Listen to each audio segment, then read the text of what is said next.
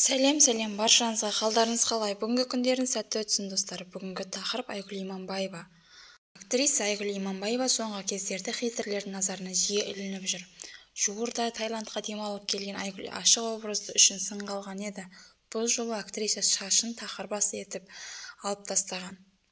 Сәлем достар, шашым жағдай осылай болды. Қалай ойлайсыздар, осылай қалдырайын ба, әлде өсірейін ба, деді Айгүл Иманбаева Инстаграм парақшасында. Кадрда актрисамен бірге Жұлдыз Әбдікәрімованы байқауға болады. Басыңыз заман болса шашыңыз өсер деп күледі ол. Қос өнер иесі түсірілім алаңында бас қосқанға ұқсайды.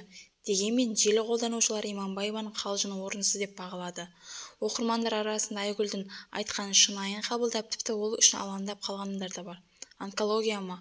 Аман саусыз ба? Не істеп жүрсіз? Тентек болдыңыз ба? Расымен алып тастадыңыз ба? Биттеп кеткен жоқ па? Танымай қалдым деп желі қолданушылары Айгүл Иманбаеваға қатты алаңдады.